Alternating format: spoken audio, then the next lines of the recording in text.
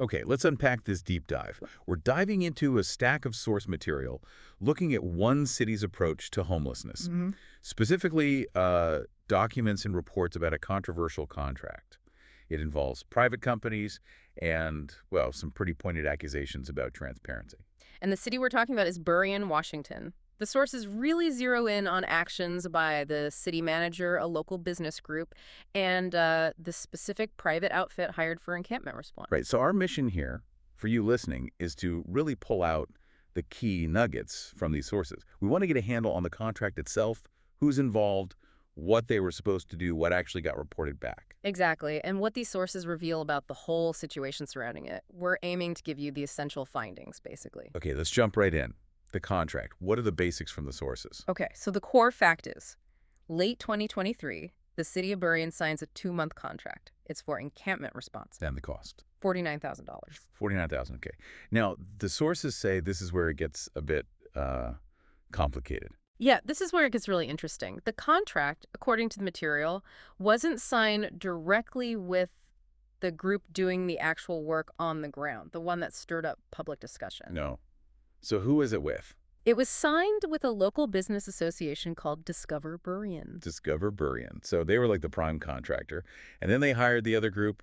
The More We Love was... That's exactly what the sources indicate, yeah. The More We Love was the subcontractor. Why the pass-through? Did the sources explain that? It looks like it came down to insurance. The material suggests the More We Love might not have had the required $2 million commercial insurance policy, the kind you need to contract directly with the city. Ah, okay. So Discover Burien already had that, presumably, and could hold the main contract. That makes sense, sort of. Mark, it smoothed over that hurdle. And that $49,000 figure, it sounds familiar. That's just under $50,000, isn't it? Exactly. $49,000 is just below the $50,000 threshold. That, according to the sources, would have triggered a need for city council approval. So the city manager could sign off on it alone? Correct. The sources show he signed it directly with the director of Discover Burien. No council review needed because of that amount. Okay, that detail definitely stands out. Let's focus on the subcontractor then. The More We Love. What do the sources tell us about them? Well, they're described as a pretty new nonprofit, founded and run by Kristine Moreland. The sources identify her as a mortgage broker from Kirkland. A mortgage broker. And her experience with homelessness issues. The sources mention volunteering, specifically with Union Gospel Mission, UGM, which is a religious nonprofit shelter in Seattle. Okay. And their approach, what did the More We Love actually do? Their model, as described, involved offering paid encampment sweeps. The sources quote a rate, $515 per person removed. Wow, per person. Yeah. And there's also a mention of a property owner who had apparently paid the group before to clear people off his land. Now, the sources also mentioned some skepticism about their effectiveness, right? Yeah. Compared to established groups. Yes, definitely. The material highlights that experienced outreach providers, people who work with these populations regularly, were skeptical of claims about, unique resources or superior success rates compared to groups like REACE-AH. Did they give specifics? Well, the sources note that these experienced workers reportedly said the actual population at one particular encampment hadn't really changed much over months, despite previous sweeps or clearing efforts. That seems to clash with some of the success narratives. And the sources also dig into Kristine Moreland's background. There were some issues mentioned. Yes, some concerning details surfaced in the source material. For instance, she was reportedly sanctioned back in 2020, violated consumer mortgage lending laws. Sanctioned? Did she lose her license? Apparently not. The sources say she was allowed to keep it, even though she hadn't paid the associated fines. Okay, what else? There's also mention of criminal and civil charges, an alleged DUI, unpaid credit card bills, including a pretty substantial judgment against her for $33,000 in credit card debt. That judgment apparently came down in November 2023, right around the time this contract was being discussed. That timing is notable. And there was something else, something about information sharing. Yes, this is probably one of the most striking details from the sources. She reportedly distributed a spreadsheet, a detailed one. Containing what?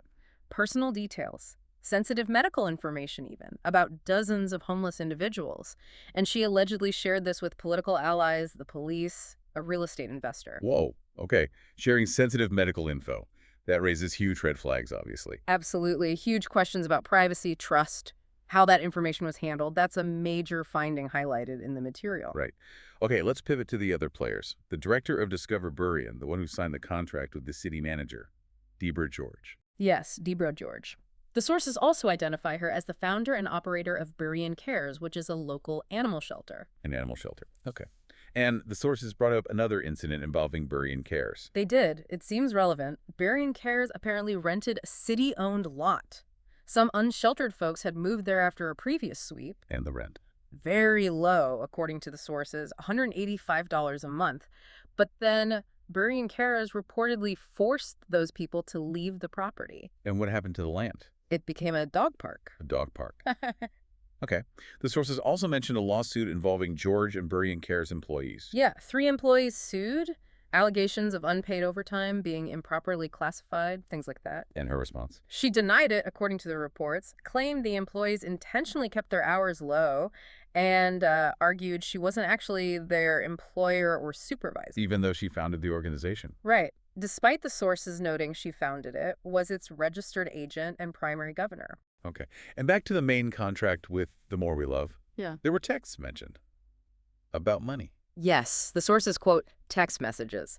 Apparently, Moreland objected to George taking a cut $4,000 just for administering the contract. Interesting glimpse into the dynamics there. Yeah, gives you a sense of the relationship. Okay, now let's talk about the city manager, Adolfo Bailon. The sources say he publicly stated the city wasn't involved in picking the subcontractor, The More We Love. Correct, that was his public stance. But the records obtained told a different story. That's what the sources strongly suggest, yes. Texts and phone logs obtained via public records requests seem to contradict that. Well, the sources report Bailon was talking with Moreland, the head of The More We Love, almost daily in the weeks right before the contract was signed. Yeah. We're talking at least 32 texts, 8 phone calls in about a 3-week span. Near daily contact, okay. And remember that insurance issue?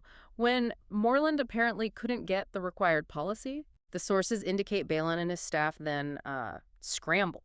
Worked really fast to switch the contract structure, put Discover Burien as the prime contractor with The More We Love underneath. So they actively facilitated that pass-through arrangement. It certainly looks that way from the texts described, a real flurry of messages to get it drafted and signed literally the day before it was supposed to start. Were there other communications mentioned? There were texts, again, according to the sources, where Moreland apparently asked Bailon if she could invoice for future work immediately, basically get paid up front to float the insurance costs. And what did Bailon say? He reportedly noted that finance said that wasn't standard city policy. Usually you pay for work after it's done. Right. And then there was that discussion about Debra George's $4,000 cut. Mm-hmm. What happened after that? Well, the sources quote a text from Bailon to Moreland. He reportedly said, "I increased the amount to $48K per our discussion." Even though the final contract was $49K. Right. The text reportedly said $48K, the contract was $49K. But the key point, noted in the sources, is that keeping it under $50 allowed him to sign it himself. So he increased the amount, seemingly to cover that admin fee, but kept it just under the council approval threshold. That's the sequence of events presented in the source material. And the sources contrast this level of activity and accommodation for Moreland with how Bailon treated another proposal. Yes, quite starkly. The Low-Income Housing Institute, LIHI, proposed a tiny house village. Bailon reportedly dismissed it, called it unrealistic, and according to the sources, commented that LIHI was, quote, skating on thin ice for sending what he called an unsolicited proposal. Wow. Skating on thin ice for proposing housing versus near-daily calls and scrambling to adjust contracts for this other group. The comparison presented in the material is definitely noticeable. Okay, let's shift to the actual work. Yeah. The $49,000 contract. What exactly was The More We Love supposed to do? That's another area where the sources raise questions. The scope of work document, just 3 pages, is described as really vague. Vague how? Unlike typical homeless service contracts, it reportedly didn't have clear performance metrics, no specific deliverables you could measure. So what did it list as responsibilities? Things like general intake, communicate with partners, identify options for shelter, specifying indoors acting as the primary de-escalation point for police, and, telling campers about city ordinances. Pretty general stuff. Okay. And the reporting. What did the city get back to show the work was done? They received 2 documents, short ones, called 30-day reports. They were attached to the invoices, each for $24,500. half the contract value each time. And what data was in these reports? That's the key point the sources make. There wasn't specific data. No itemized spending breakdown, no numbers on results achieved. Nothing like that. Nothing specific, so what was in them? Bullet points, basically. The sources list examples like family meeting for detox, working with SCORE, the local jail, on resources, work with local sheriffs to guide and strategize, help de-escalate, and working with another group, OPS, to connect women to case management. Just a list of activities, no numbers, no outcomes documented. Exactly. Which, as the sources point out, is really different from how other outreach contracts usually work. They mention REACH, for example, providing detailed reports, specific data on who got what service, how money was spent. Right. So without that kind of detail, how can anyone know what actually happened? That's the conclusion the sources draw. It's basically impossible for residents or even city officials to know what that $49,000 actually paid for or to verify any claims of success. Especially when, as you mentioned, established groups were skeptical. Right, skeptical given the lack of real capacity for permanent housing or treatment in the county. The sources mentioned the More We Love was mainly transporting people to UGM's shelter in Seattle, which is known as a high barrier shelter. Okay. Beyond the contract itself, the sources provide some wider city context. Right. Something about a camping ordinance. Yeah, the city passed an ordinance, 818, later updated to 827 around September 2023. It prohibits camping on public property during certain hours if shelter is available. And if someone refuses shelter, They have to leave, or they could face a misdemeanor charge.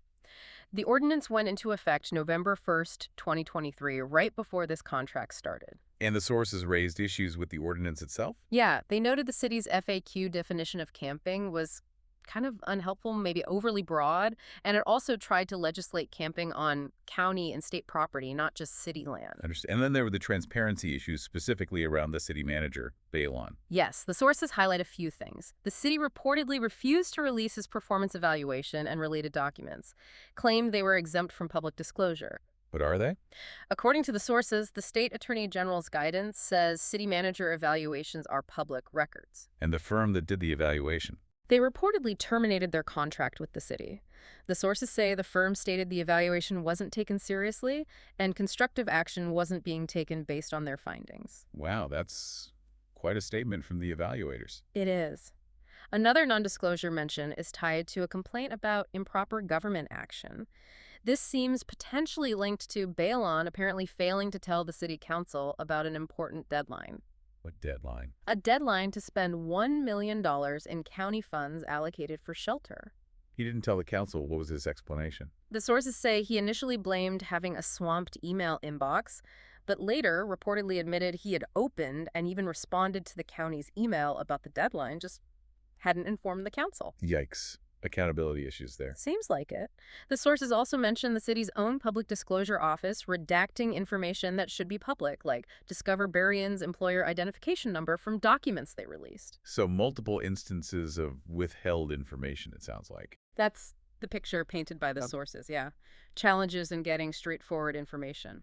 And finally, the sources mention the city council itself, after new members joined in early 2024. Right. 2 new members came on, and shortly after, the council apparently declined to add a discussion about the More We Love contract onto a public meeting agenda. So no public discussion or review by the council after the fact. Not at that time, according to the sources. They also note a potential conflict of interest concerning one of the new council members and Deborah George, the director of Discover Burien and Burien Cares. Okay, so bringing all these threads together, if you're listening, what are the main takeaways from this deep dive into the source material?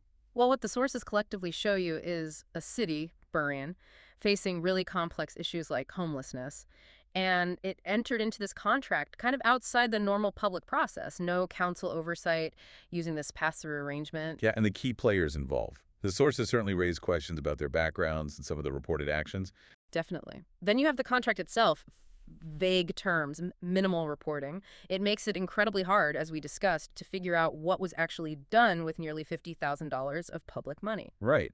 It leaves you wondering, based on these sources, was the goal achieved? Or was it more about, just moving people along without addressing the root causes. Exactly. And the sources really underscore how vital things like public records requests and investigative reporting are. They shine a light on government actions even when it seems like there's resistance to transparency. So this deep dive into the Burien situation, based purely on the sources provided, really paints a complex picture. You see local government, private groups, tough social issues all intersecting. And it leaves us, and hopefully leaves you, with a lot of questions. Questions about transparency, about accountability, about what really works when trying to address homelessness. I think maybe the biggest question this source material prompts something for you to think about is this. When communities feel pressure to find quick fixes for visible problems like encampments, how do they strike that balance? The balance between wanting rapid action and the absolute need for careful oversight for results you can actually verify and for real accountability to the public for how their money is spent.